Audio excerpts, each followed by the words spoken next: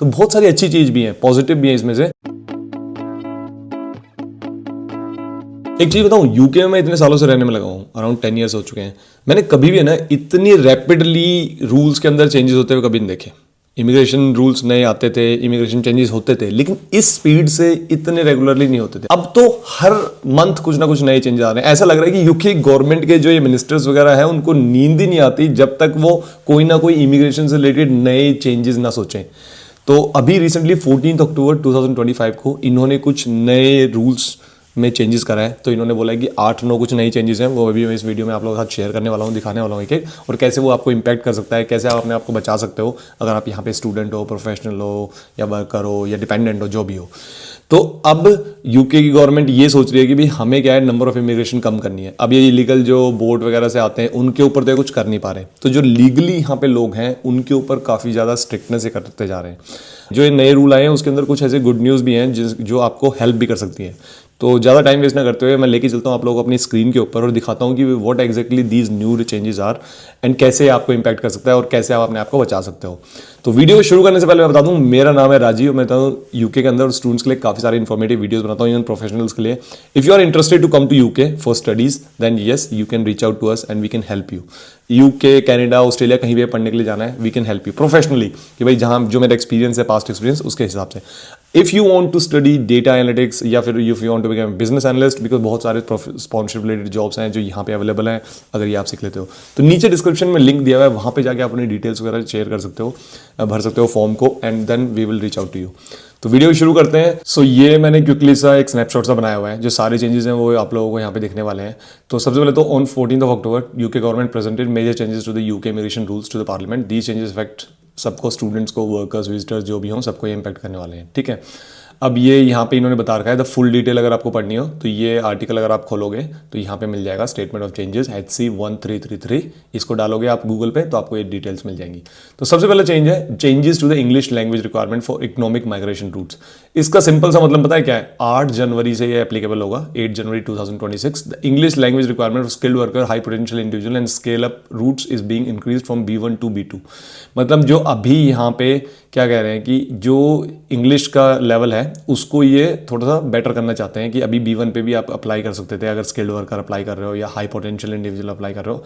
अब ये कह रहे हैं नहीं भैया, तो ग्रेड में अगर हम बात करें आइल्स के स्कोर में, अगर पहले 5 पे अलाउड था तो अब वो 5 की जगह 6 कर दिया है। तो यहाँ पे GCSE लेवल पे इंग्लिश इन्होंने कर दिया है, ठीक है। अब changes to reduce the duration of a under the graduate route for 18 months, ये एप्लीकेबल होगा फ्रॉम 1 जनवरी 2027। मतलब अभी नहीं हो रहा, अगर कोई आपको कंफ्यूजन हो रही है 2026 में होगा, नहीं 2027 में। तो जो सितंबर में अभी आए हैं, सितंबर 2025 में जो बच्चे आए हैं उनको कोई इंपैक्ट नहीं होगा। अगर वो पास कर देते हैं टाइम पे अपनी डिग्री को तो उनके लिए कोई इशू नहीं है। अगर कोई बच्चा आया है मान लो कि जनवरी 2026 में, और अगर उसकी डिग्री भी कंप्लीट हो जाती है जनवरी 2027 से पहले, अगर वो पास कर देता है, और इससे पहले अगर आप अप्लाई करोगे ना अपने PSW वीज़ा को, तो आपको PSW वीज़ा मिलेगा 2 साल का। इसके बाद करोगे तो मिलेगा 18 मंथ्स का। लेकिन if you are doing a PhD level degree then definitely you will get for 3 years। High potential individual targeted and capped expansion of eligibility. इसमें सिंपल सी बात है, on 4 November 2025 the list of eligible universities considered for high potential individual visa will be double. ये बहुत अच्छी news है कि भाई अब opening the route of graduates from more top global institute, however A cap of 8,000 application per year is being introduced. ये इन्होंने सही कर दिया। हाई पोटेंशियल इंडिविजुअल जो थे उसका जो था नंबर इन्होंने डबल कर दिया, which is a really great thing. इसके बाद नेक्स्ट जो चेंज इन्होंने किया है, change to allow students to transition from innovator founder route. Innovator founder route में क्या है कि भाई यहाँ पे अगर आप देखोगे फ्रॉम 25 नवंबर, ये हो रहा है, नवंबर में भी काफ़ी एप्लीकेबल हो रहे हैं। ये जनवरी में होगा, जैसे ये वाला 8 जनवरी 2026 में होगा कि भाई इंग्लिश रिक्वायरमेंट वाला। ग्रेजुएट रूट वाला जो है वो होगा 1 जनवरी 2027 में। हाई पोटेंशियल वाला 4 नवंबर 2025 में होगा। और ये वाला भी changes to allow students to transition from innovator founder route. तो 25 November 2025 students who have completed their course will be permitted to start working on a business on their on while switching to the innovator founding visa. Previously restriction on student working conditions prevented this. इसमें simple सा ये बोला है कि भाई जैसे ही आपका course खत्म हो जाता है, you can start working on your business and you can switch to the innovator founder visa. तो पहले क्या होता था कि स्टूडेंट वीज़ा पे आप अपने बिजनेस पे काम नहीं कर सकते थे डिग्री कंप्लीट करने के बाद। ये कह रहे हैं कंप्लीट करने के बाद कोर्स आप अपने बिजनेस पे काम करना शुरू कर सकते हो कि भाई आपका जो 3-4 महीने का जो स्टूडेंट वीज़ा बचा होता है उसमें ही, और आप सीधा सीधा इनोवेटर फाउंडर वीज़ा में कन्वर्ट कर सकते हो। पहले ऐसा नहीं होता था, पहले आपको इनोवेटर फाउंडर वीज़ा में कन्वर्ट करने के लिए आपको दूसरे वीज़ा पे होता था। बस ये इन्होंने चेंज किया है यहाँ पे, which is a really good thing. Temporary work seasonal worker, ठीक है, इसमें क्या किया इन्होंने, from 11th of November 2025 seasonal workers will be able to work for 6 months in the UK during any 10 month rolling period rather than 12 month rolling period. तो इसमें मतलब क्या, पहले क्या होता था 6 महीने के लिए काम कर सकते हैं हर 12 महीने में, अब क्या कर दिया इन्होंने 6 महीने के लिए काम कर सकते हैं लेकिन एवरी 10 month में, तो मतलब 2 महीने कम कर दिए, which is a really good thing. तो more flexibility to for the employers और वर्कर्स हॉर्टिकल्चर में। तो मतलब यही है कि इनको चाहिए ना सीजनल वर्कर कि यहाँ पे आए सर्दी में गर्मी में, जब भी यहाँ पे फसल पक्की हो जाए तो उसको काटने वाटने के लिए, तो इसलिए क्या है। तो ग्लोबल टैलेंट रूट, इसमें भी कुछ बढ़िया चेंज कर दिया। From 11th of November 2025 architects applying for the global talent route will be benefit from the criteria being better aligned with requirements for other sections of arts and culture। तो अगर आप arts and culture से related भी कुछ है ना, आपने degree वगैरह करी हुई है या उससे रिलेटेड भी आपके पास स्किल सेट है, तो उसमें भी आप ग्लोबल टैलेंट रूट अप्लाई कर सकते हो। फॉर एग्जाम्पल अगर आपको डांसर हो, अगर आपने डांस बहुत अच्छा आता है, जैसे कि my sister is a classical dancer, जो उसके बेस पे क्लासिकल डांस के बेस पे उनको पीआर मिली है ऑस्ट्रेलिया की, तो वही चीज़ अगर आप मान लो इंडिया में क्लासिकल डांसर वगैरह कुछ हो, तो आप यहाँ पे ग्लोबल टैलेंट वीज़ा रूट को अप्लाई कर सकते हो। Student maintenance, from 11th November 2025 students will need to demonstrate they have higher funds to support themselves for each month their course। तो पहले क्या था, जो अभी है मेंटेनेंस फंड का जो अमाउंट है थ्रेशोल्ड, उसको इंक्रीज कर दिया है। The monthly amount is increasing from this amount to this amount for student studying in London this much, and from 1 to 1/6 for student studying outside London, so which is this much, ठीक है ना। उसके बाद है visa refusals to increase, from 11th of November 2025 से ये कह रहे हैं कि भाई जो वीज़ा का रिफ्यूज़ल है वो ज़्यादा बढ़ जाएगा। New part suitability section replaces part 9। उसका मतलब है ground for refusal, the common ground for refusing visa application, the government calls this simplification but it does more than that.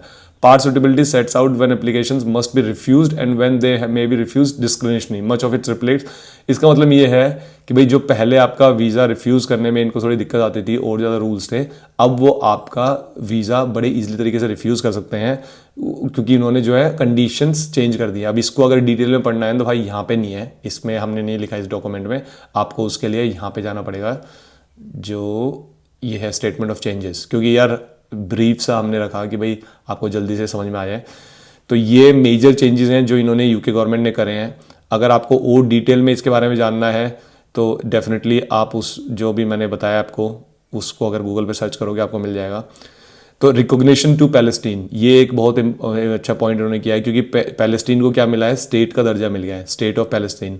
तो अब स्टेट अगर वो बन गया है तो अब पैलेस्टीन से अगर कोई यहाँ पे ट्रैवल करना चाहता है फ्रॉम 11th of November से, तो they can be added into immigration rules, और वो वहाँ से विजिटर वीज़ा वगैरह अप्लाई कर सकते हैं, ठीक है। EU settlement scheme, from 11th of November से 2025 से amendments bring the grounds for cancelling pre settled status और not before arrival in the UK into the line with the rules of curtailing it in the country।